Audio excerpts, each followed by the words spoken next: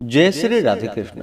आप सभी का आपके अपने YouTube channel BK Mishra present में बहुत बहुत स्वागत है।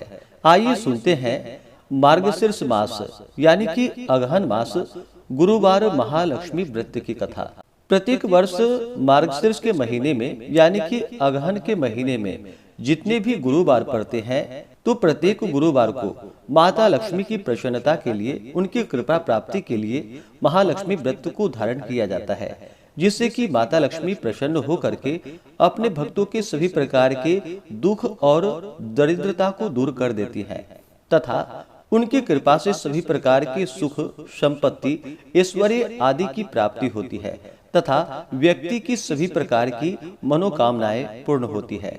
तो आइए सुनते हैं मार्गशीर्ष अगहन मास गुरुवार महालक्ष्मी व्रत की कथा। तो बोलिए प्रेम से माता लक्ष्मी की जय, सर्व देवी देवता की जय। श्री महालक्ष्मी माता के अनेक रूप तथा अनेक नाम हैं। भूतल में वे छाया, शक्ति, तृष्णा, शांति, जाति, लज्जा, श्रद्धा, कांति, वृत्ति, स्मृति, दया, तुष्टि, माता, अधिष्ठात्री एवं लक्ष्मी के रूप में स्थित हैं। उन्हें प्रणाम करते हैं। कैलाश पर्वत पर पार्वती, क्षीर सागर में सिंधु कन्या, स्वर्गलोक में महालक्ष्मी, भूलोक में लक्ष्मी, ब्रह्मलोक में सावित्री, ग्वालों में राधिका, वृंदावन में रासेश्वरी, चंदन वन में चंद्रा, चंपक वन में गिरिजा, पद्म वन में पद्मा, मालती वन में मालती, कुंदन वन में कुंददंती, केतकी वन में सुशीला आदि नामों से विख्यात है। माता जब अपने भक्तों पर कृपा करती है तो उनके सभी प्रकार के दुख तथा क्लेशों को दूर कर देती है। कथा के अनुसार भारतवर्ष के सौराष्ट्र देश में द्वापर युग की यह कथा है। सौराष्ट्र में उस समय भद्रश्रवा नाम के राजा थे। वे बड़े पराक्रमी राजा थे। 4 वेद, 6 शास्त्र, 18 पुराणों का उन्हें ज्ञान था। उनकी रानी का नाम सूरत चंद्रिका था। रानी दिखने में सुंदर और सुलक्षणा थी तथा पतिव्रता थी। उन दोनों को 7 पुत्र तथा उसके बाद एक कन्या का वरदान मिला था। कन्या का नाम श्यामवाला था। एक बार महालक्ष्मी जी के मन में आया कि जाकर उस राजा के राज प्रसाद में रहे।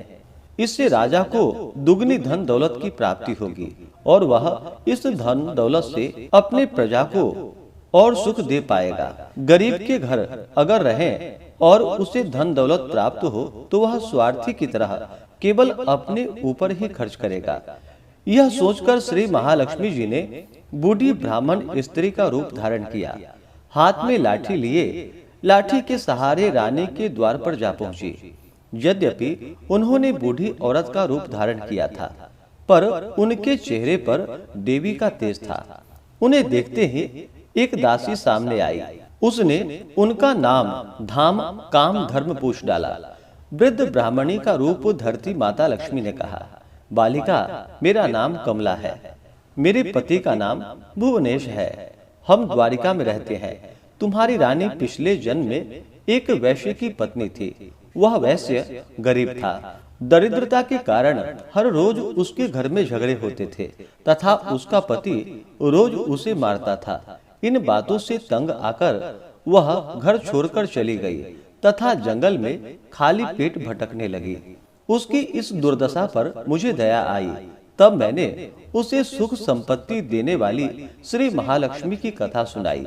मेरे कहने पर उसने श्री महालक्ष्मी का व्रत किया। श्री महालक्ष्मी प्रसन्न हुई और उसकी गरीबी दूर हो गई। उसका घर संसार, दौलत, संपत्ति आदि से भर गया। बाद में पति पत्नी दोनों परलोक सिधारे।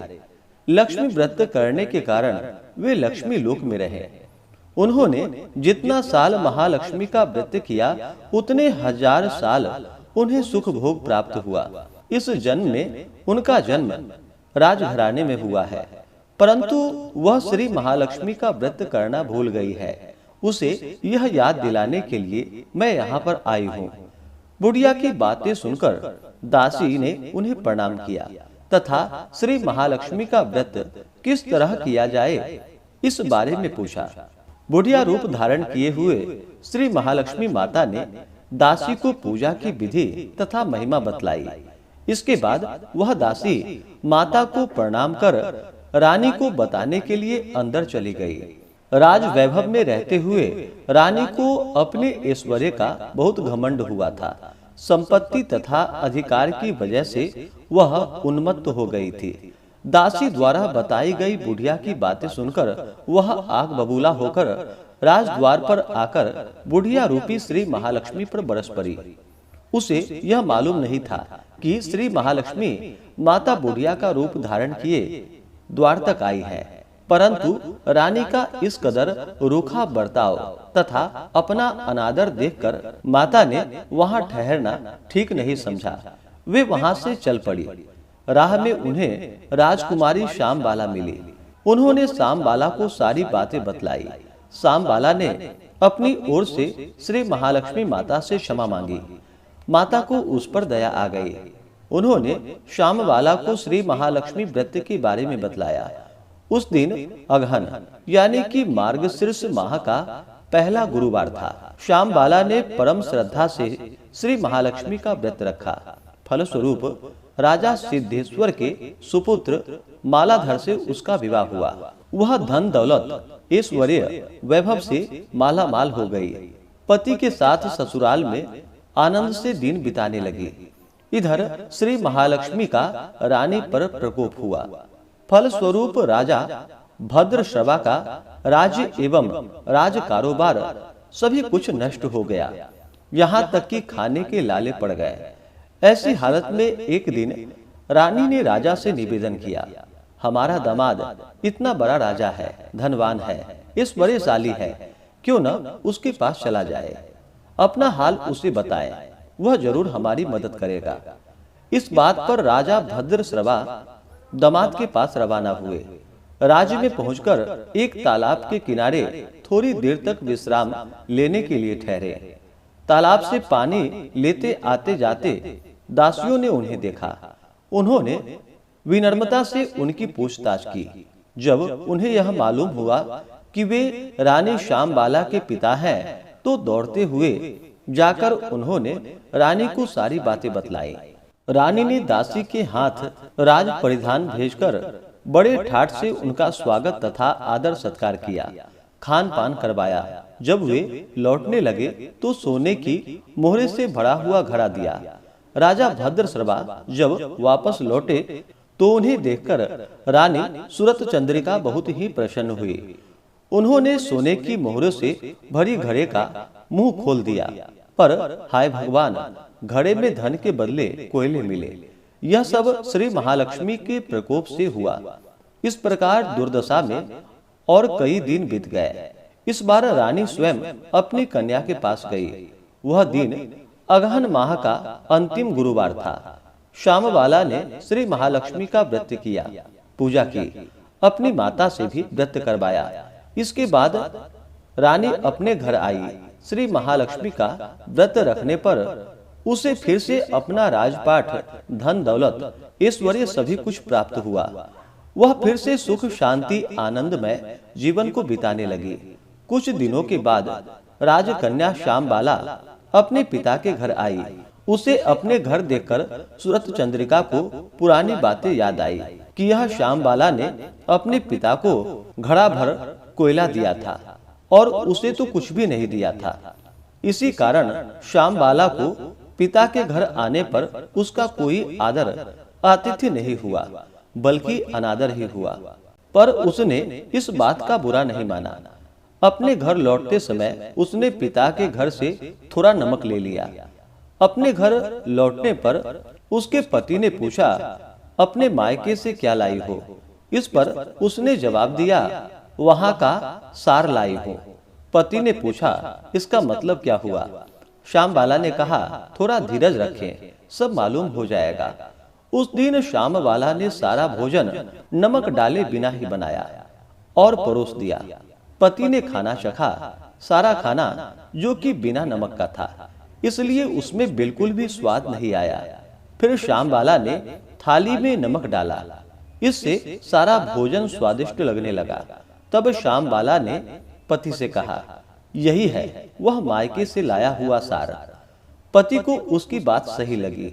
फिर वह दोनों हंसी मजाक करते हुए भोजन करने लगे।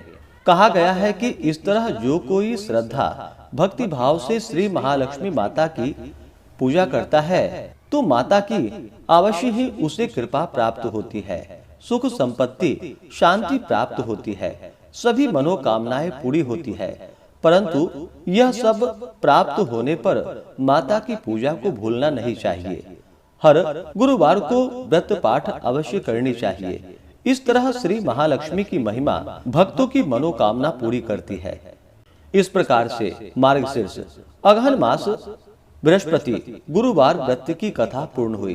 तो बोलिए प्रेम से माता लक्ष्मी की जय, सर्व देवी देवता की जय। हिंदू धर्म में मार्गशीर्ष मास का यानी कि अगहन मास का बड़ा ही विशेष महत्व माना गया है।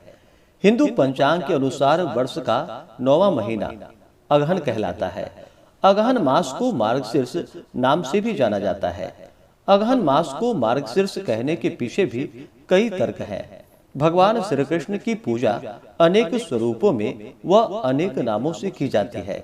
इन्हीं स्वरूप में से एक मार्गशीर्ष भी कृष्ण का ही एक रूप है। शास्त्रों में कहा गया है कि इस माह का संबंध मृगशिरा नक्षत्र से है। ज्योतिषी के अनुसार नक्षत्र 27 होते हैं, जिनमें से एक है मृगशिरा नक्षत्र।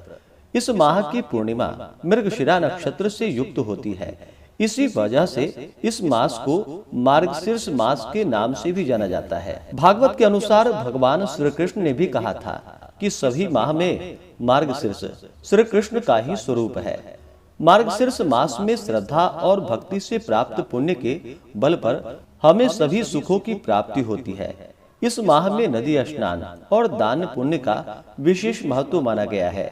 श्री कृष्ण ने मार्गशीर्ष माह की महत्ता गोपियों को बतलाई थी। उन्होंने कहा था कि मार्गशीर्ष माह में यमुना स्नान से मैं सहज ही सभी को प्राप्त हो जाऊंगा। तभी से इस माह में नदी स्नान का खास महत्व माना गया है।